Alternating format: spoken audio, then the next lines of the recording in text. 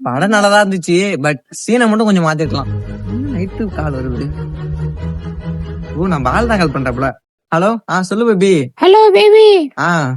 அது வந்து நடி வந்து போயினு சொல்ற. யார் அடி சொல்றீ? அப்போ அம்மா அடிமா செத்து போனோம் தோத்தம் நோண்டி அடிமா. தோத்தனா?